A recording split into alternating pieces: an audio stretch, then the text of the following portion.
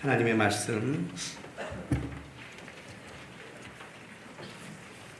누가복음 3장 7절에서 14절까지 말씀입니다.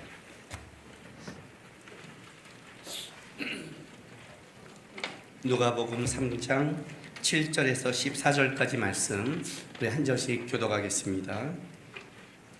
요한이 세례받으러 나오는 무리에게 이르되 독사의 자식들아 누가 너에게 일러 장차 올 진노를 피하라 하더냐.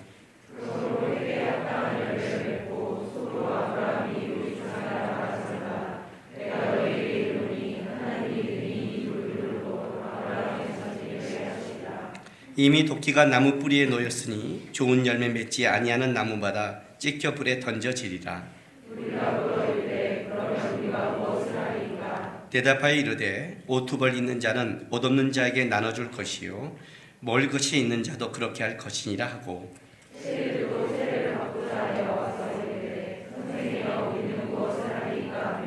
이르되 부과된 것 외에는 거두지 말라 하고,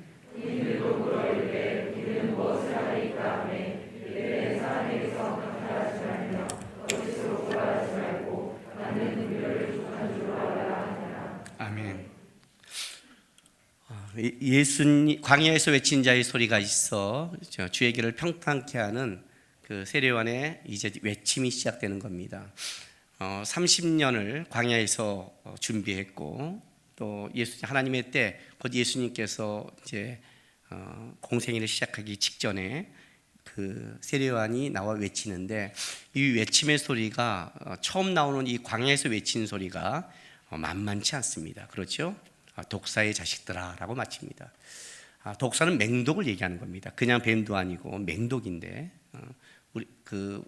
그래도 요단강가에 나오는 사람들이라면, 그 광야에서 외치는 자의 소리를 들으러 나오는 사람들이라면 그들 속에 그럼에도 불구하고 어떤 갈급함이 있었을 것이고, 그리고 성전이 아니라 세례원까지 보러 온 자들이라면 우리가 생각하기에 그래도 그 사람도 신앙이 있지 않을까라고 생각할 수 있습니다. 그렇죠? 오늘도 주일날 여러분들이 예배로 나오는데, 그래도 그 예배로 나온다는 것은 뭔가 다른 사람보다 좀 하나님 앞에 바라보는 게 있지 않을까라고, 그런 사람들이 있는데 그런 사람에 대해서 맹독을 가진 이 독사의 자식들이라고 외칩니다. 도대체 세례요한의 이 외침은 왜 여기서 시작됐고, 그 외침은 무엇을 목적으로 하고 있는지를 우리가 좀 살펴봐야 됩니다. 어쨌든 이 세례요한의 이 독사의 자식들아라고 외침이 시작되고 나서, 그리고 나서 그 회개에 합당한 열매를 맺으라라고 말합니다. 이 회개에 합당한 열매를 맺으라. 너희 속으로 너희가 아브라함의 자손이라고 생각하지 말라. 도끼가 이미 나무의 뿌리에 찍혀 있다. 임박하다. 심판이 임박하다. 그렇게 지금 너희가 만만한 삶을 살아가는 게 아니라 라고 외쳐서, 이 앞의 내용을 보면 아주 굉장히 강렬하죠. 독사의 자식, 그죠? 회개에 빨리 합당한 열매, 그리고 도끼가 나무 뿌리에 놓여 있는 임박함. 그런데 사람들이 그러면 이렇게 임박하고 우리가 그렇게 독사의 자식이면 그럼 우리는 어떻게 해야 됩니까? 무엇을 해야 됩니까? 어떻게 회개에 합당한 열매를 맺습니까? 라고 질문을 했는데, 오늘 이 내용에 대해서 세례요한의 답을 보면 그렇게 독사의 자식이라고 할 만큼 그 내용 자체는 대단한 게 아니라는 거예요. 볼까요? 한번요. 그 10절부터 보면, 무리가 물어 이르되 그러면 우리가 무엇을 하리까? 대답하여 이르되 옷 두 벌 있는 자는 옷 없는 자에게 나눠줄 것이요 먹을 것이 있는 자도 그렇게 할 것이라 라고 말합니다. 이 옷은 속옷의 일종입니다. 속옷이라니까 우리가 입는 이런 속옷이라고 생각하면 안 되고요. 유대인 그 맨살이나 조끼 위에 입는 옷인데, 그 팔레스틴 사람들은 이 광야를 지나가다 보면 저녁이 되면 온도가 아주 급격하게 떨어집니다. 그 온도가 떨어지면 그 몸을 보호하기 위해서 안에 조끼 같은 옷을 입는데, 그거를 보통 한 벌이 아니라 두 벌 정도 있습니다. 우리도 추운 데 가면 이렇게 작은 옷들을 몇 개 이렇게 겹쳐 입잖아요. 이제 그런 옷으로 두 벌 준비하는 겁니다. 그러니까 이 옷 두 벌은 뭐 이렇게 부자들이, 옷을 가진 사람들이 뭐 나눠줘라, 구제하라 그런 의미가 아니라 모두가 할 수 있는. 그러니까 우리가 뭐 어디 여행 갈 때 자기가 당연히 챙겨가는 것인데, 그 챙겨가는 걸 갖고 없는 사람에게 그냥 나눠줄 수 있는 마음이죠. 모두가 할 수 있는 마음인 겁니다. 그렇게 먹을 것도 나눠주고 네가 가진 거를 나눠줘라 이렇게 말을 해요. 두 번째는 12절에 세리들도 세리를 받고자 하여 와서 이르되 선생이여 우리는 무엇을 하리까 하며 이르되 부과된 것 외에는 거두지 말라 이렇게 말합니다. 그러니까 정당한 세금 외에는 세금을 더 부과해서는 안 된다는 겁니다.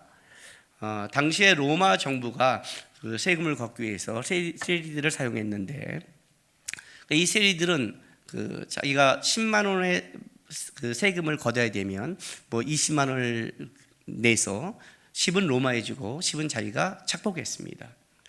그래서 이런 것 때문에 그 당시에 제사장들은 세리들의 그 돈을 부정한 것으로 봐서 성전 세금을 받지 않았습니다. 세리들이 창기들과 도둑들과 같이 취급한 이유가 여기 있습니다. 왜냐하면 로마 정부에 붙어서 자기 백성들을 갈취했기 때문에 그렇습니다. 그런데 이제 그 세리들에게 뭐라고 말하냐면 정당한 세금을 부과하고 그것만 받으라라고 말합니다. 세 번째는 이제 군인들이 물어 이릅니다.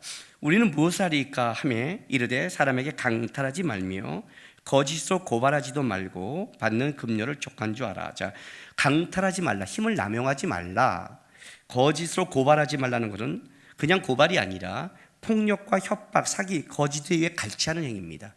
그러니까 돈을 뺏기 위해서 이 군인들이 힘을 가지고 거짓으로 고발해서 그걸 뜯어내는 거예요. 힘을 남용하고 그리고 받은 급료를 뭐라고요? 족하게 여기라고 합니다. 여기서 이 군인들은요 로마 군인 정병이 아닙니다. 보통 이 군인들은 보통 누구냐면 헤롯이 썼던 그 헤롯의 군인들이나 아니면 세금을 걷기 위해서 그냥 모집한 민병대 정도 되는 겁니다. 근데 이들은 주로 무슨 일을 감당했냐면 바로 세금을 걷는 일을 감당했기 때문에 바로 그 세리들과 더불어서 세금을 걷는데 그들을 착취하고 착복했습니다. 그렇게 하지 말라는 겁니다. 너희 힘을 그런 데 쓰지 말고 정당하게 일하고 너희 준 월급에 족한 줄 알고 살아가라 라고 말합니다. 그러면 우리가 좀 이 본문을 읽으면 여러분이 지금 이렇게 느낄 수 있습니다. 앞에 걸 읽으면 독사의 자식들아 라고 말을 하고, 그렇죠? 회개에 합당한 열매를 맺어라, 도끼가 나무 뿌리에 높였다, 임박하다 라고 외친다면 우리는 벌써 그러면 지금 내가 어떻게 해야 되지? 하나님 어떻게 살아야 되지? 이런 고백을 할 수 있단 말이에요. 오늘날도 똑같겠죠? 만약 오늘날 와서 곧 주님 오십니다, 그렇게 살면 안 됩니다, 정신 차리세요 한다면 그럼 지금 우리가 어떻게 하면 좋겠어요? 했더니 대답이 뭐라고 말하냐면 받은 월급으로 잘 사시고 월급 좀 나눠주고 베풀고 정직하게 살고 착복하지 마세요 이렇게 말해버린다면 지금 우리 여기 안에서 이거 내가 다 하고 있는 건데? 라고 말하는 사람도 있을지 모르겠어요. 그렇죠? 모두 다 남에게 갈취하고 살지는 않을 거 아니에요. 나는 지금 내가 받은 걸로 족하게 살고 있고 내가 받은 것 지금 위해서 사람들에게 나누고 있고 그리고 내가 힘을 남용한 적도 없고 세리들이 당연히 정직하게 나 내 월급에 정직하게 나 살아가고 애쓰고 있는데 그럼 됐네? 라고 끝낼 수 있다는 거죠. 앞에 이 독사의 자식이라는 이 외침과 뒤에 이렇게 하는 것 지금 해결책이 이게 좀 너무 안 맞는 것 같은 거예요. 잘못하면 윤리 도덕으로 세상 사람들도 내가 하고 있는 것 나에게 회개에 합당한 열매 맺었네 라고 말할 수 있는 앞에는 꼭 용두사미 같은 흐름을 가지고 있죠. 분명한 사실은 죄가 들어오면 일단은 기본이 무너진다는 것은 분명합니다. 죄가 들어오면 기본은 무너집니다. 마땅히 자기에게 주은 것을 갖고 살아야 되고 마땅히 하나님이 주신 능력과 그걸 가지고 남용하면 안 되고 그리고 마땅히 나누는 삶을 살아가는 것은 분명한 사실입니다. 그런데 그것이 지켜진다고 하면 그 사람이 과연 의인이고 과연 회개에 합당한 열매를 맺었느냐? 그렇지는 않습니다. 왜냐하면 지금 이스라엘이 얼마나 죄 때문에 이 기본까지 무너졌는가를 드러내는 거지 실제 이 내용은 좀 다른 내용을 가지고 있습니다. 왜냐하면 세례요한의 사역은 윤리도덕을 완벽하게 하는 게 아니라 주의회개를 평탄케 하는데 목적을 갖고 있기 때문에 그렇습니다. 자, 누가복음 3장 세례요한의 사역을 좀 보면 3장 3절부터 5절 좀 보겠습니다. 이게 세례요한의 사역입니다. 요한이 요단강 부근 각처에 와서 죄사함을 받게 하는 회개의 세를 전파하니 죄사함을 받게 하는 죄사함을 위한 회개의 세례, 제3으로 인도하는 세례라고 했습니다. 그러니까 요한은 제3으로 인도하는, 예수님께 인도하는 세대인데, 그가 어떤 사역을 했냐면 4절부터 보면 광야에서 외치는 자의 소리가 있어 이르되 너희는 주의 길을 준비하라, 그의 오실 길을 곱게 하랍니다. 그러니까 주의 길을 준비하고 그가 오실 길을 곱게 하는데, 그러기 위해서 한 게 뭐냐면 모든 골짜기가 메워지고 모든 산과 작은 산이 낮아지고 굽은 것이 곧아지고 험한 길이 평탄하여질 것이라고 말합니다. 이게 세례요한의 사역입니다. 세례요한은 광야에서 외친 자의 소리가 있어서 주의 길을 준비하고 곱게 하는데, 그걸 하기 위해서 뭘 하냐면 골짜기가 메워지는 겁니다. 그리고 높은 산과 작은 산이 낮아지게 하고 굽은 것이 곧아지고 험한 길, 거친 것이 평탄해진다고 말합니다. 이것 때문에 깊은 골짜기를 맺고 높은 산과 낮은 산이 낮아지고 굽은 것을 평탄케 하고 거친 것을 평탄케 하기 위해서 세례요한이 외친 말이 뭐냐면 독사의 자식이라는 겁니다. 단순하게 뒤 문제를 말하는 게 아니라 윤리도덕으로 나도 이렇게 살고 있어가 아니라, 세례요한이 이것 때문에 시작한 첫 단어가 뭐냐면 이 독사의 자식으로 시작하는 겁니다. 이 독사의 자식의 의미를 알고 독사의 자식이라는 것을 우리가 깨달아야만이 우리 안에 바로 메워지고 무너지고 곧아지고 평탄하게 된다는 뜻입니다. 다른 말로 할게요. 죄악이 들어온 세상에 갖고 있는 특징이 있습니다. 죄는 하나님 앞에 정당한 것을 부정한 것으로, 옳은 것을 그른 것으로 꺾어버리는 특징이 있습니다. 죄 속에 들어가면 일어나는 현상이 있는데 분별력이 상실됩니다. 분별력이 상실되니까 어디로 갈지를 모르는 게 아니라, 분별력이 상실됐다는 건 뭐냐면 뭐가 정당한지를 모른다는 겁니다. 그 안에 들어가면 하나님의 것이 정당한 건지 내 것이 정당한 건지 혼란이 오는 것을 죄라고 합니다. 죄는 그런 속성을 갖고 있습니다. 우리가 가는 세상은 어떤 곳이냐고 뒤집어 말하면 이런 겁니다. 우리 인생은, 죄가 들어온 인생은 깊게 패인 곳을 살아가고 있습니다. 우리는 다 깊게 패인 곳을 살아갑니다. 상처와 자기 안에 있는 그 골방과 자기의 보호와 자기 방어적인 것, 우리는 다 그렇게 살아가는 겁니다. 우리는 다 높은 산과 낮은 산입니다. 교만의 정도가 있지 다 높은 산과 낮은 산입니다. 다 잘난 맛에 살아갑니다. 다 자기가 주인인 겁니다. 거기서 우리끼리 재는 겁니다. 저는 나보다 500m 산이 530m 산을 보면서 저놈은 교만한 놈이야 그러는 거예요. 30m 좀 높다고 교만하다 굴고, 500m 산이 450m 산을 보면서 쟤는 참 겸손해 그러는 거 말하는 겁니다. 하나님 보시기에는 다 높아진 마음들인데 그게 우리의 인생인 겁니다. 우리의 인생은 다 굽어져 있습니다. 바르게 보는 게 뭔지를 모릅니다. 보는 게 굽어졌고 생각하는 게 굽어졌고 판단하는 게 굽어져 있습니다. 자기중심적으로 다 우리는 굽어져 있습니다. 정상적으로 볼 수 있는 실력이 없습니다. 우리의 인생은 다 거칩니다. 이게 우리가 사는 세상입니다. 죄악에 관영하는 세상이라는 겁니다. 이 속에 하나님이 오셔봤자, 받아들여봤자 변화가 되지 않습니다. 제자 훈련하면서 첫 번째 가장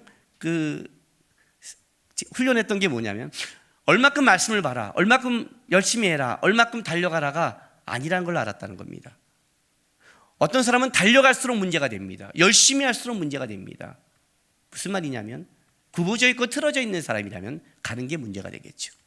지금 우리가 길이 방향성이 딱 틀어져 있으면 차라리 여기 있으면 요만큼 틀어져 있는데 이게 계속 가면 어떻게 돼요? 어마어마하게 멀어지겠죠. 그 열정과 열심은 오히려 하나님께 방해가 되겠죠.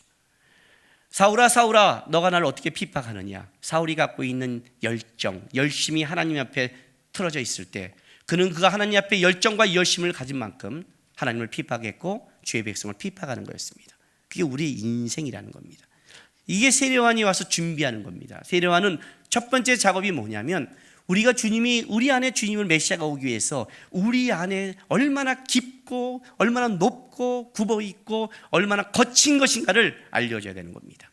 그래서 그 외침의 시작이 이렇게 되는 겁니다. 독사의 자식들아라고 시작하는 겁니다. 무슨 말인지 아세요 여러분? 여러분의 본질이라는 겁니다. 여러분의 본질입니다. 요한복음 8장 44절 보겠습니다.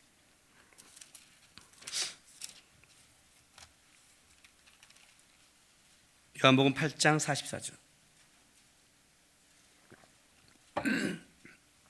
신약성경 159쪽입니다.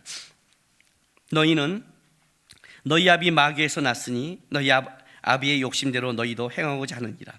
그는 처음부터 살인자요 진리가 그 속에 없으므로 진리에 서지 못하고 거짓을 말할 때마다 제 것으로 말하나니 이는 그가 거짓말쟁이요 거짓의 아비가 되었습니다. 사단은 진리를 말하지 못합니다. 그는 살인자요, 그는 거짓말하는 자요, 그는 진리가 없는 거짓의 아비입니다. 그런데 뭐라고 말하냐면 너희 아비 마귀에서 났으니 너희 아비의 욕심대로 너희도 행하고자 한다고 말합니다. 우리가 범죄했을 때 우리는 죄 가운데 들어가기 시작했습니다. 우리의 주권은 그 당시에 마귀에게 있었습니다. 우리는 그 죄를 벗어나지 못합니다. 하나님의 은혜를 입었다고 해서 아브라함의 자손이라고 해서 너희 본질을 너희가 잊었냐라고 말합니다. 잊었냐 말아요. 왜냐하면 너희 본질을 말해야 은혜가 얼마나 큰지를 알게 되는 겁니다. 아니 내가 본질이 누군지를 알아야 은혜가 필요함을 깨닫게 되는 겁니다. 그래서 오늘 여기 뭐라고 말하냐면 세례 요한이 이렇게 말합니다. 7절에 세례를 받으러 나온 무리에게 이르되 독사의 자식들아, 이 자식은 자손이란 뜻이 됩니다. 그러니까 그냥 맹독을 가진 그 자손들입니다. 우리는 내내 그렇게 태어나는 건데 누가 너에게 일러 장차올 진노를 피하라 하더냐. 장차올 진노, 필연적인 진노입니다. 피할 수 없는 겁니다. 저는 현재 우리 집은 그 장인어른을 모시고 삽니다. 화장실이 2개인데 앞에 있는 화장실은 그 장인어른이 혼자 쓰십니다. 방 안에 있어서 왔다 갔다 쓰시고, 우리 방에 안에 있는 화장실은 우리 하람이랑 같이 씁니다. 하람이가 우리 방 쪽으로만 옵니다. 옛날에는 안 했는데 그 중에 하나가 뭐냐면 그 아버님 화장실에 들어가면 노인의 냄새가 납니다. 노인의 냄새가 납니다. 아무리 이렇게 페브리치를 뿌리고 여러 가지 해더라도 그것이 사라지지 않고, 그리고 이제 어른 노인들이 되면 그런 게 있잖아요. 피부에 떨어지는 거나 이런 것들이 이제 있거든요. 저도 가끔 아버님 화장실을 쓸 때가 있습니다. 왜냐하면 면도를 이렇게 할 때 우리 화장실은 샤워를 하고 나오면 그 습도 때문에 여기 면도하기 힘들어서 그쪽 가서 건조하니까 할 때가 있습니다. 들어가면 이렇게 냄새가 날 때가 있습니다. 저는 그 냄새를 날 때마다 처음에 우리 할아버지가 할아버지에서 냄새나 이렇게 말했다가 저한테 그냥 혼났습니다. 말도 못한 거죠. 이 다음에 아빠도 나, 너도 날 거야. 괜히 냄새 난다 한마디 했다가, 저는 그 냄새가 느껴질 때마다 인간이 어떤 존재임을 깨닫게 되는 겁니다. 여러분, 레이기에 의하면 시체를 만지면 부정하다고 그랬습니다. 왜 시체가 부정한 줄 아십니까? 시체는 죄의 끝이기 때문이었습니다. 부패의 상징이고 오염의 상징입니다. 그게 우리의 너는 흙이니 흙으로 돌아갈지라고 말합니다. 그게 우리의 인생의 결론입니다. 우리는 썩어져야 되고 부패해야 되는 겁니다. 그 부패가 일어난 작용이 하나가 뭐냐면 몸에서 냄새가 나는 겁니다. 썩어가고 있는 겁니다. 저는 그걸 볼 때마다 아버님에게서 냄새가 나가 아니라 나도 이 부패와 오염의 길을 걸을 것이다 라고 느껴집니다. 가끔 나는 신앙인들을 볼 때마다 이해하지 못하는 게 하나 있습니다. 그는 하나님 앞에 쓰지 않을 것 같이 살아가는 사람들 보면 놀랍습니다. 우리는 하나님 앞에 씁니다. 우리가 이 땅에 가면서 사람의 눈도 중요하고 사람에게서 인정받는 것도 중요하지만 우리는 궁극적으로 하나님 앞에 임박할 진노를 피할 방법이 없습니다. 우리 시대에 주님이 오시지 않는다도 우리는 우리 스스로 우리가 먼저 주님 앞에 가야 될 운명을 가지고 있습니다. 여러분 지금 늙어가고 있잖아요. 결혼도 하는 자매들한테 말하기 미안하지만 늙어가고 있잖아요. 30이 넘으면 피부가 늙어가요. 여러분 지금 가리려고 애쓰잖아요. 지금 얼굴에 주름살을 가리려고 애쓰지만 좀 지나면 냄새를 가리려고 애쓸 것이고, 그리고 여러 가지를 가리려다가 모든 걸 못 가리고 주님 앞에 그 부패된 주님을 소망하고 바라봄으로 흙으로 돌아가게 될 것입니다. 그게 우리의 인생입니다. 독사의 자식들아 합니다. 너희가 어떤 본질인지 알아? 너네 영적 실체가 뭔지 알아? 임박한 진노를 피하지 못해. 너는 그 앞에 서야 돼. 그게 너의 실체야. 그런데 어떤 착각을 하냐면 8절에 봤더니 그러므로 회개에 합당한 열매를 맺고 속으로 아브라함이 우리 조상이라 말하지 말라. 내가 너에게 이르노니 하나님이 능히 이 돌들로도 아브라함의 자손이 되게 하시리라 라고 말한 겁니다. 이들이 어떤 착각을 하냐면 우리는 아브라함의 자손이라는 겁니다. 이 아브라함이 우리 조상이라고 말하지 말라를 지적해 주면 우리가 아브라함을 조상으로 가지고 있다 이런 뜻을 가지고 있습니다. 우리는 그들과 다르다. 왜? 우리는 아브라함을 조상을 가지고 있다는 거지요. 믿음의 사람을, 하나님이 선택한 사람을, 아브라함과 다윗의 손 예수 그리스도의 그 시작인 아브라함을 우리는 조상으로 갖고 있는데 우리가 어떻게 그들과 똑같으며 어떻게 우리가 이방인과 같을 것이냐 라고 착각한답니다. 세례요한이 기가 막힌 거예요. 그래서 뭐라고 말하냐면 이렇게 말을 해요. 여기 보세요. 이 돌들로도 아브라함의 자손이 되게 하리라 이렇게 말하죠. 이미 도끼가 나무 뿌리에 놓였으니 좋은 열매 맺지 않는 나무마다 찢겨 불에 던지리라. 야, 임박한데 너희가 아브라함의 자손이라는 것을 갖고는 긍지를 가지고 있니? 우리는 아브라함의 자손이가 다르다고 생각하니? 너의 실체가 그거라고 생각하니? 하나님이 이 돌들로도 아브라함을 만들 수 있어 이렇게 말해요. 그러면 뭐예요? 아브라함 리꼴 돌이죠. 이해가 되세요? 아브라함이 어느 정도냐? 돌이죠. 이 돌들로 아브라함을 만드는 거니까 이게 아브라함의 실체라는 거예요. 이게 아브라함의 실체라는 거예요. 예수님께서 예루살렘에 입성했을 때 호산나 호산나 찬송했던 이 바리새인들이 그 입을 다물라고 할 때 이렇게 말합니다.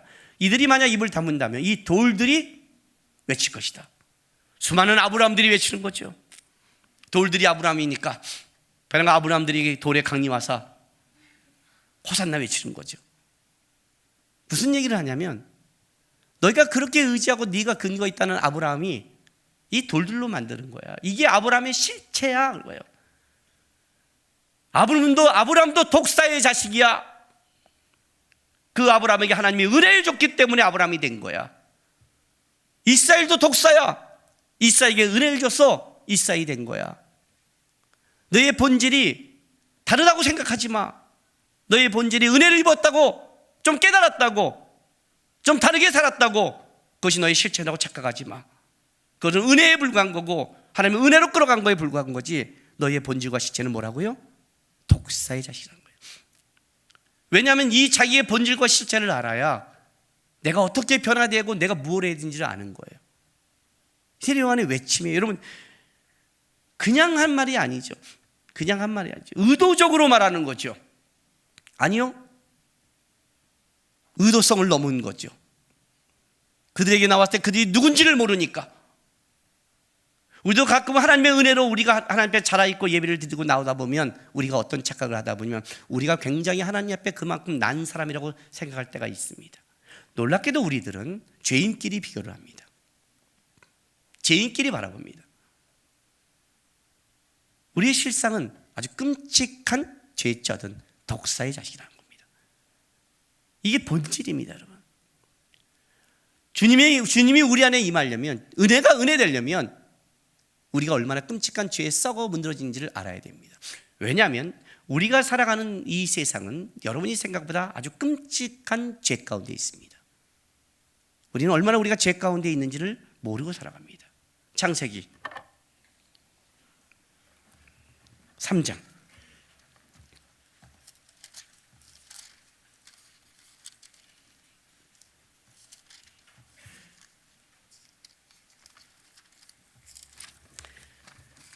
창세기 3장 18절 보겠습니다.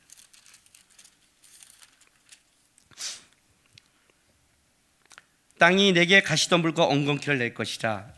내가 먹을 것은 바다의 채소인지라고 말합니다. 아담과 하와가 범죄한 다음에 땅이 대신 저주를 받습니다. 그리고 나타난 게 가시덤불과 엉겅퀴입니다. 황폐화의 상징입니다. 가시덤불과 엉겅퀴는 황폐해진 곳에 나타나는 그 식물입니다. 땅이 대신 저주를 받고 이 땅은 어떤 시대가 됐냐면 돌연변이가 나타나기 시작했습니다. 정상적이지 않은 것이 탄생하기 시작했습니다. 그것이 우리의 세상입니다. 그 다음에 카인을 낳더니 아벨을 쳐 죽이는 무서운 자가 나타나기 시작했습니다. 굽어지고 깊어지고 높은 산들이 생기는 우리의 삶입니다. 세상의 문화는 어디로 끝을 향하냐면 변태로 들어갑니다. 변태 문화입니다. 돌연변입니다. 제가 여러분들에게 자주 한번 얘기했을 것입니다. 내가 전도사 때 빕스에 초대받아 갔는데, 빕스에 갔을 때 제가 가장 뭐라고 그랬어요? 야, 이런 곳이 있어라고 놀랐다고 그랬죠. 저는 빕스에서 탐심을 배웠죠. 이런 곳이 여기가 좋사오니가 생겼죠. 여기가 좋사오니, 평생 이런 곳에 초대받으면 좋사오니라고. 이렇게 샐러드 바를 마음대로 먹을 수 있고 스테이크가 있는, 이런 데 초대받는 이런 세상이 있구나 그랬어요. 얼마나 가난하게 살았으면 그렇게 했는지 모르겠어요. 그러나 나의 음식의 끝은 어디서 끝났냐면 삼성동 코엑스에 옛날에 조선 호텔에서 했던 비지바지라는 곳이 있었습니다. 좀 비싼 것은 아니죠. 1인당 한 5만 5천 원 하는 호텔 뷔페니까 어른들이나 사람들 손님 대접할 때 하는 곳인데, 거기를 갔을 때 거기서 식사를 하면서 저는 제 삶의 인생의 문화에 대한 끝을 봤습니다. 너무 빨리 봤죠? 도대체 호텔 뷔페에서 왜 그걸 봤을까요?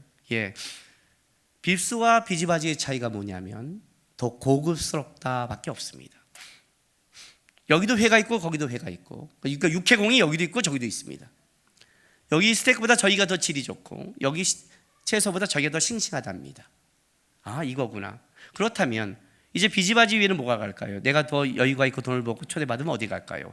좀 더 싱싱한 것, 좀 더 넣으면 살살 녹는 것,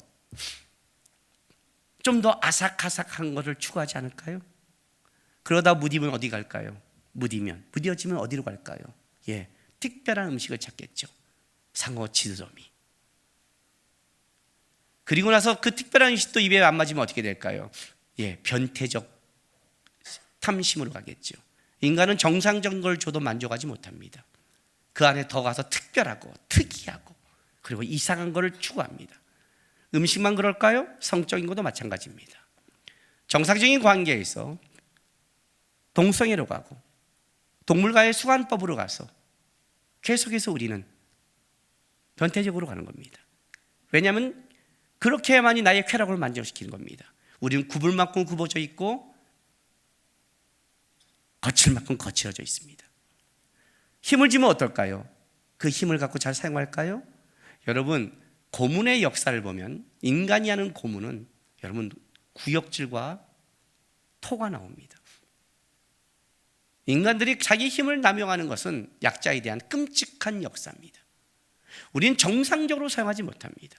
우리는 그걸 보면 이렇게 생각합니다. 어떤 고문하는 역사를 보면 어떻게 삶이 저럴 수 있지라고 말합니다. 어떻게 저런 생각을 할 수 있지라고 말합니다. 어떻게 저렇게 살아갈 수 있지라고 말합니다. 여러분은 아닐 것 같습니까? 왜 하나님이 소돔과 고모라를 멸망시킨 줄 알아요? 어렸을 때부터 그 죄악을 보고 자랐습니다. 어렸을 때부터 동물과의 섹스하는 걸 보고 자란 애가 이상하다고 생각합니까? 그걸 보고 자랐는데 여러분이 보고 자란 것 속에 여러분이 피해갈 수 있다고 생각하십니까? 우리가 있는 곳이 어딘지를 알아야 됩니다. 세례요한이 그걸 외친 겁니다. 독사의 자식이라는 건 뭐냐면 우리의 근본과 실체이기도 하지만 이 땅을 주관하고 끌어가는 자가 만만한 자가 아니라고 얘기하는 겁니다. 그래서 예수가 오신 거예요. 예수만이 그걸 벗어날 수 있기 때문에, 인간이 갖고 있는 능력과 실력으로는 벗어날 수 없는 겁니다. 독사의 자식이기 때문에 벗어날 수 없습니다. 속으로 우리가 아브라함의 자손이라고 말하는 것 갖고는 안 된다는 겁니다. 우리가 여러분이 그렇게 말하지 않습니까? 속으로 우리가 아브라함의 자손이라고요. 신앙생활 하면서 저 이 정도면 잘하는 거 아니에요? 적어도 저는 일주일에 두세 번은 교회로 사는 말씀 배우는데요. 잘하고 있는 겁니다. 그러나 그것이 여러분의 의가 될 수는 없습니다. 그걸 한다고 여러분이 더 거룩해지는 것도 아닙니다. 많이 나온다는 어떤 것이 아니라 얼마나 예수를 붙잡고 있냐가 거룩한 거지, 내가 얼마나 예수를 붙잡지 않으면 살 수 없는 것을 그 본질을 보는 게 거룩한 거지, 습관적으로 많이 나오고 많이 한다고 된다는 게 아닙니다. 그런데 우리는 이것이 얼마나 많은지 모릅니다. 이 정도면 많이 했잖아요. 이 점은 내가 저 사람보다 낫잖아요. 그게 바이센적인 대답입니다. 아마 요단강가에 나오는 많은 무리들은 그래도 다른 사람보다는 더 경건과 거룩을 쫓았을 것입니다. 세례요한까지 나와서 갈급하게 나왔다면 그들은 영적 갈급함이 있을 겁니다. 그러나 세례요한은 가차가 없습니다. 너희가 하는 갈급함, 너희가 하는 것이 중요한 게 아니라 예수가 너희 안에 들어가려면, 그 은혜가 필요하다면 너희가 어떤 존재인지, 네가 어디서 속했는지, 예수가 아니면 소망이 없는 것을 절실히 깨달아야, 그래 예수를 붙잡는 겁니다. 그걸 모른다면 예수마저도 여러분들에게 여러분의 필요에 따라 끌려가는 자에 불과한 겁니다. 주일날 예배를 나오십니까, 여러분? 전 제 친구 하나가 성탄절에 생일이 있습니다. 한 번도 가지 않았습니다. 그랬더니 어떻게 한 번도 안 오냐고 그럽니다. 그래도 평생에 한 번은 와야 되지 않냐. 예수님의 생일은 매년 가니까 한 번은 모여야 되지 않냐. 미안하다고 그랬어요. 그래도 그렇지 않으니까 옆에 교회 다니는 친구가, 나도 교회 다니는데 넌 너무 광신도 같다는 겁니다. 이걸 바가지로 했습니다. 못된 신앙이에요. 못된 신앙이죠. 못한 신앙이고. 그래서 내가 이렇게 말했습니다. 내가 인생의 끔찍한 삶 속에 있을 때 내가 누구에게 생명을 비쳤다 그랬어요. 나를 생명을 구해준 자가 있다. 생명뿐만 구해준 게 아니라 내 소망과 나에게 모든 걸 채워주고 나를 살려준 은혜를 준 분이 있다. 나는 그분에게 은혜를 갚으러 가는 거다 그랬어요. 나는 그분의 은혜를 기억하기 때문에 가는 거다. 그게 내가 믿는 예수다 그랬어요. 네가 교회에 와서 습관적으로 드리는 예수가 아니라 내가 예배드리는 내 예수는 내 생명이고 내 소망이다 했어요. 그분 아니면 내가 살아갈 수 없고, 그분 아니면 나도 굽어지고 꺾여지고 죄 가운데 다시 헤맬 수밖에 없는, 그분 앞에 나와야 내가 바로 볼 수 있고 분별할 수 있고 살아갈 수 있는 힘이기 때문에 내가 그분을 붙잡는 거지, 예배하는 거지 다른 게 아니다 그래요. 예배가 종교가 되고 습관이 되면 어떻게 되는 줄 아십니까? 확률로 가겠죠. 99%를 나는 잘하고 있는데. 여러분, 교통사고는 한 번 잘못하면 죽는 겁니다. 생명은 확률이 아닙니다. 붙잡아야 되는 겁니다. 예수가 와야 되는데 그들 속으로 아브라함의 자손을 생각하고 있는 겁니다. 그들은 예수가 얼마나 메시아가 필요한 존재인지를 모르고 있는 겁니다. 그의 본질이 뭔지를 모릅니다. 그들은 여전히 굽어져 있고 여전히 높아져 있고 거칠어져 있습니다. 세례요한의 외침은 여기서 시작되는 겁니다. 독사의 자식들아, 독사의 자식들아, 임박한 진노가 있을 것이다. 피할 수 없는 진노가 있을 것이다. 하나님 앞에 설 것이다. 강건해야 7, 80. 사람의 평가가 아니라 하나님의 평가를 받을 날이 있을 것이라는 거예요. 그 얘기를 하고 있는 거예요. 그리고 나서 외치는 겁니다. 어찌하면 됩니까? 옷 두 벌인 자는 나눠줘라요. 세리들은 세금을 정한 세금에 걷지 마라. 군인들은 힘을 남용하지 마라. 당연한 것 같은데요? 아니죠. 여러분, 세리 보고 떠나라, 군인 보고 떠나라, 그렇게 하지 않았습니다. 원래 너희가 하는 일로 회복하라는 뜻을 갖고 있는 겁니다. 정상적인 걸로 회복시키라는 겁니다. 내가 다른 사람에게 나눠주고 있어요. 그것이 정상이고 그걸 지켜야 되고 그것이 잘한 게 아니라 그것이 주님을 맞을 기본적인 준비라는 겁니다. 주님 앞에 심판 앞에 쓴다 그러면 하는 게 달라지겠죠. 굽어지고 꺾어진 것을 조심하겠죠. 애들이 막 집안에 어질다가 부모가 오면 어떻게 돼요? 와다다당 치기 시작하잖아요. 왜? 곧 부모가 온다는 걸 알고 있잖아요. 정상적인 방법으로 바꾸잖아요. 우리 아이들 어릴 때 들어갈 때 딱 들어가면요, 싹 쳐놓고 우리 이부자리까지 깔아놓은 적이 있어요. 아직도 그때가 그립습니다. 초등학교 때는 깔아줬는데 그때 그 이후에 독사의 자식으로 계속 살아가는 게 가슴 아프지만 부모가 온다는 걸 알잖아요. 부모가 들어온다는 걸 알고 있잖아요. 단순하게 윤리도덕으로 나는 이렇게 하고 있어 라고 말하는 게 아니에요. 짊어지고 꺾여진 것이 주님 앞에 쓸 날이 있다면, 주님 앞에 평가받는다면 주님이 원하는 그 정상을 지키려고 그걸 하고 있는 거예요. 그 얘기를 하는 거예요. 너희가 다 왜 그렇게 살아가는 줄 아세요? 너가 왜 힘을 남용하니? 왜 그 맡은 것을 정상적으로 살아가지 않니? 왜 세상의 죄 가운데 타협하니? 주님 앞에 쓸 날을 모르기 때문이다. 그 너가 얼마나 그 속에 죄 가운데 쉽게 빠질 수 있는 죄인지를 모르기 때문인 거예요. 죄를 이길 자는 아무도 없잖아요. 죄를 이길 자는. 그래서 우리는 그런 욕심이 있죠. 교묘하게 죄를 지면서 타락하지 않는 선이 어딜까를 날마다 묵상하잖아요. 얼마큼 죄 가운데 멀리 떨어질까를 생각한 게 아니라 얼마나 자기가 진짜 약점이고 무너지를 아는 사람들은 멀리 도망갑니다. 그렇죠? 내가 이기지 못한다고 하는 사람은 멀리 도망가는 거예요. 죄가 얼마나 무섭다고 하면 멀리 도망가는 거예요. 내가 독사의 자식인가를 알기 시작하면 얼마나 그런지 모르는 거예요. 여러분, 거룩이 뭔지 아십니까? 거룩이요? 거룩이란 죄를 멀리하는 겁니다. 죄라고 그러니까 윤리도덕을 하지 마십시오. 신앙은 방향성이라고 했습니다. 죄를 멀리한다는 건 뭐냐면 거룩이란 나의 삶의 방향이 하나님께 멀리하는 것을, 하나님 앞에 뺏어가는 것을 멀리하는 겁니다. 그건 아주 작은 것일 수 있습니다. 주일날 예배일 수 있습니다. 남들이 보기에는 의로운 것도 있습니다. 남들 보기에는 그는 의라고 할 수 있지만 그것이 나에게 하나님을 멀리 떨어지면 그건 나에게는 죄가 되는 겁니다. 사람의 논리가 아닙니다. 이해가 되세요? 다른 사람이 하니까 나도 하는 거 아닙니다. 장로님도 하잖아, 목사님도 하잖아. 그런 문제가 아닙니다. 하나님을 붙잡는 싸움입니다. 그게 거룩입니다. 타락이 뭔지 아십니까? 죄를 가까이 하는 겁니다. 하나님이 아니라 하나님을 멀리하게 만드는 것을 가까이 하는 겁니다. 그게 아무리 아름답고 좋은 거라도 아닌 겁니다.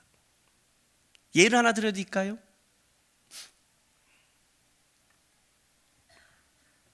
야구 좋아하시죠? 우리 교회에서 야구에 미쳐있는 몇몇 사람이 있죠. 스포츠가 나쁜 건 아니죠.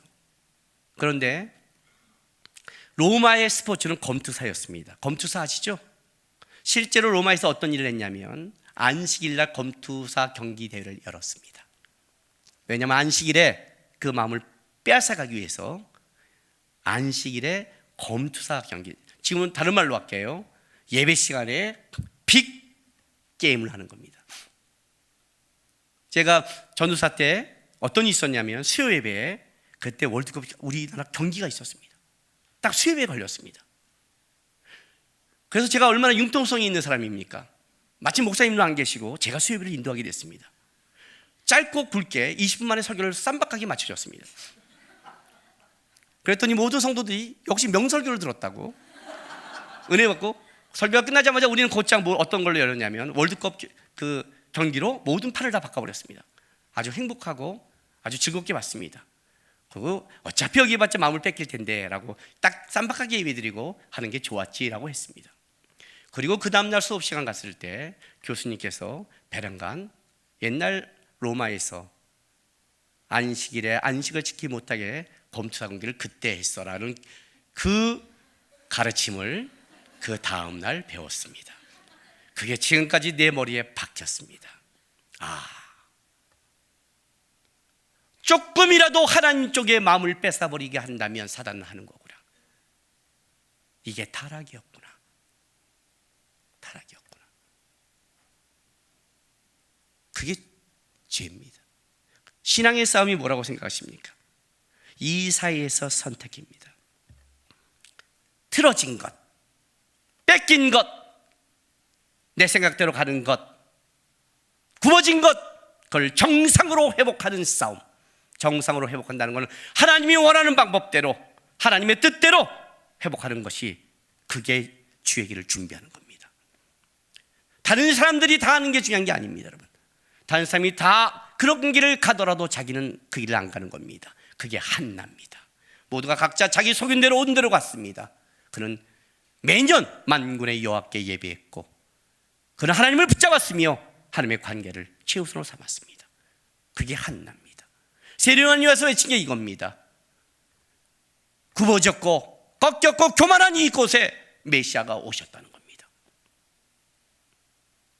그 메시아를 받아들이려면 너희 본질이 누군지를, 네가 어디서 구원받는지를 철저하게 깨달은 겁니다. 그리고 그 메시아 앞에 회복하라는 거예요. 정상을, 원래의 자리를 회복시키라는 겁니다.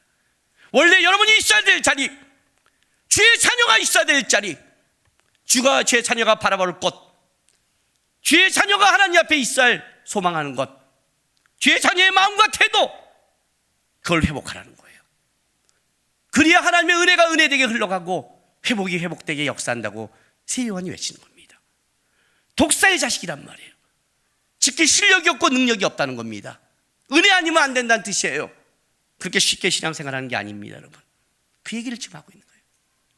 어저께 제가 우리 청년들과 식사를 좀 했습니다. 같이 또래 모임에 좀 초대받아서 갔습니다. 맛있는 고기를 사줘서 맛있게 먹고 대접하는 마음으로 제가 커피를 사고 같이 대화를 했습니다. 헤어질 때 됐더니 또래장이 벼랑가 이렇게 말씀 카드를 수백 장을, 100장이 넘죠. 쫙 까는 거예요. 그래서 깜짝 놀랐어요. 말씀 카드를 우리 매년 뽑잖아요. 근데 얘는 왜 이렇게 많이 갖고 있는지 놀라서, 야, 너 말씀 카드 이거 어디서 샀니? 그랬더니 샀어요 그러더라고요. 아, 내가 그걸 몰랐어요. 말씀 카드를 살 수 있다는 것을. 왕창 샀고, 이거 왜 샀고 다녀? 그랬더니 또래 모임 할 때마다 그걸 쫙 깔아서 뽑는 데입니다. 한 번씩. 근데 그때 그리고 말씀을 제가 뽑아 읽어요. 딱 말씀을 뽑더니 정확하네 그래요. 좀 뭔가 좀 분위기가, 말씀을 보는데 좀 뭔가 맞는데 뭔가 분위기는 꼭 타로 좀 뭐 그런 분위기. 하여튼 정확한 애가 분위기는 말씀인데 어쨌든 그래 말씀이니까 하는 거예요. 딱 뽑았어요. 그리고 이제 돌아보면 읽어요. 말씀을 쭉 읽는데 그 말씀을 해석하는데 꿈보다 해석이 좋은 거죠. 각자 알아서 해석하는 거죠. 그러다 이제 한 자매가 딱 했는데, 잠언 찾아가겠습니다. 4장 24절 말씀을 찾았어요. 이 말씀을 딱 잡으면서 진짜 정확하다고 얘기하는 거예요. 그래서 잠언 4장 24절 915쪽을 읽었더니, 구부러진 말을 내 입에서 버리며 삐뚤어진 말을 내 입술에 멀리하라. 그럼요, 정확하죠. 이걸 피해갈 자가 누가 있겠습니까? 그죠? 이건 누구든지 딱 뽑으면 야, 정확하다라고 할 말을 피해갈 수 없는 말이잖아요. 이 말씀을 딱 뽑은 거예요. 그래서 제가 그걸 받자마자 그래? 줘봐 하고 다시 타지를 딱 찍어놨어요. 왜요?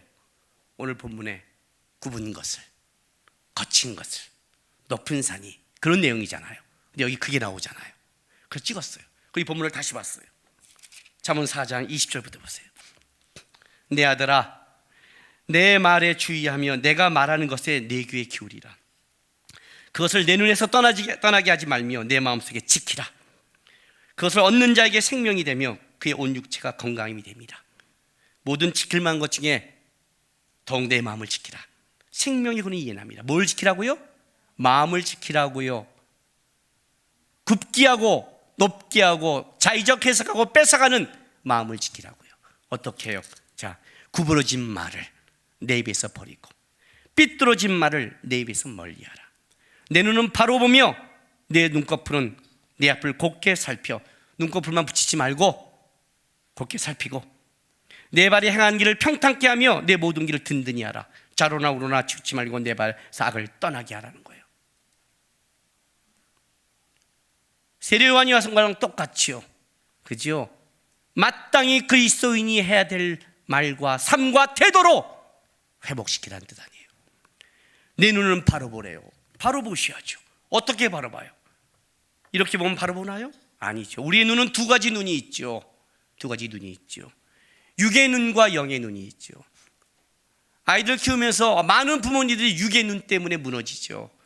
얘가 진짜 하나님의 사람이야? 얘가 그래? 얘가 하나님 역사할까? 우리 하람이 아준이가 연약해서 어떤 짓을 하면 우리 집사람이 하는 말이 맨날, 어떻게 거짓말하니 하나님의 삶이 될까? 그러면 우리 집사람 때는 아니야, 거짓말 아니야. 저게 어떻게 아니야? 아니야. 왜 아니야? 진실되게 말하면 당신 용서할 거야? 아니, 그러니까 아니야. 당신 그 말을 몰라. 나는 그 말을 이해해. 그랬어요. 그럴 때마다 제가 할까? 그때는 독사의 자식이죠. 그런데 똑바로 봐야죠. 누구를?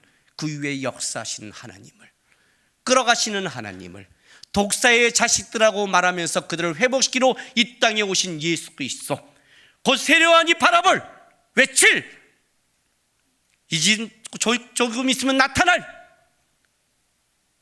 예수 그리스도. 제대로 봐야죠. 제대로 봐야죠. 제대로 봐고 살아가야죠. 그걸 회복시켜야죠. 그게 신앙의 싸움이에요. 여러분이 보고 있는 것, 여러분이 판단하는 것, 여러분이 굽어진 것, 여러분이 옳다는 것 다시 내려놓고 다시 피고, 하나님이 옳다는 것, 하나님이 더 원하는 것, 하나님이 바라는 것, 정상적으로 회복하는 것, 그 싸움을 하라고 세례요한이 외친 거예요. 세례요한이 이걸 할 수 있는 능력이 되는 게 아니에요, 여러분. 이걸 할 수 있는 건 예수 그리스도밖에 없어요. 독사의 자식을 버리지 않고 회복시키며 만날 곧 예수 그리스도를 기대하면서 우리 안에 혹시 굽어진 게 무엇인지, 내가 보는 게 무엇인지, 사람들 보기에, 다른 사람 보기에 나는 더 온전하게 신앙생활을 했다지만 내가 놓친 게 뭔지, 바뀐 우선순위가 무엇인지. 죄가 들어오면 우선순위가 뒤바뀌거든요. 뒤바뀌어요. 하나님보다 다른 게 돼요. 이것쯤이야라는 생각도 들어가요. 우리의 연약함이 있는 건 분명히 있어요. 그러나 하나님 연약해서 하나님 죄송합니다와 이건 그럴 수 있지 않아요는 다른 논리가 되는 거예요. 그렇게 우리 안에 들어왔던 우리의 자리 잡은 교만함과 거친 것들이 무엇인지를, 그걸 보는 게 신앙이라는 거예요. 그걸 평탄하게 하는 게 신앙의 싸움인 거예요. 그래야 주님의 은혜가 은혜답게 우리 안에 넘쳐서 살아갈 수 있는 거예요. 세례요한의 외침이에요. 독사의 자식들아, 너희 본질이 무엇인지를 기억해라. 주의 은혜 아니면 쓸 수 없는 걸 기억해라. 그리고 주의 은혜를 바라봐라. 혹시 우리 속에 굽어진 게 있고 꺾여진 게 있다면 정상적으로 회복하라. 윤리 도덕의 회복이 아니라 하나님이 너에게 원하는 원래의 위치로 회복하는 싸움을 해라. 그래야 우리가 주님 앞에서 그 은혜 가운데 잘할 수 있다라고 얘기하는 거예요. 세례요한이 와서 외친 거예요, 여러분. 물론 세례요한이 외친 것과 오늘 우리 시대는 좀 다릅니다.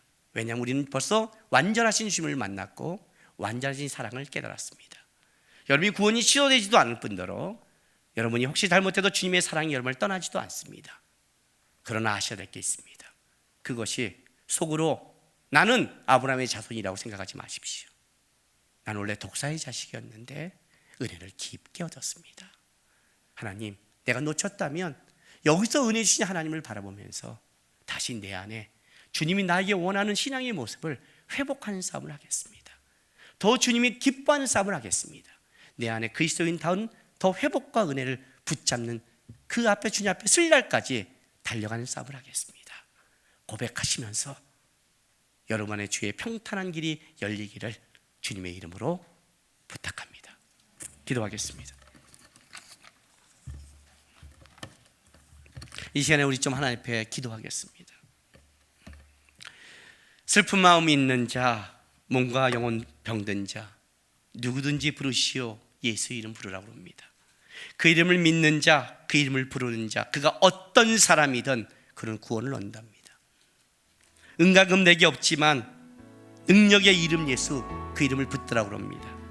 그 이름을 믿는 자, 그 이름을 외치는 자, 그가 어떤 사람이든 주의 영광을 본다고 합니다. 주님, 독세의 자식이고 소망 없습니다. 은혜 입어서 주 앞에 이렇게 나와서 사랑 같지만 실제 우리는 하나님의 은혜가 끊기면 누구보다도 더 부패하고 타락할 수 있는 죄성을 가진 인간입니다. 예수를 부릅니다. 예수님을 붙잡겠습니다. 누구든지 어떤 사람이 있는지 그를 부른 자에게 은혜와 영광을 주신다는 아버지 하나님, 제 속을 더 회복시키시고 온전하게 하셔서 주님 만날 날 그때 부끄러움이 아니라 지금부터 주님과 함께 믿음의 길을 가는 사람 되게 해달라고 우리 시간 다 같이 다짐하며 기도하며 나가겠습니다. 기도하겠습니다.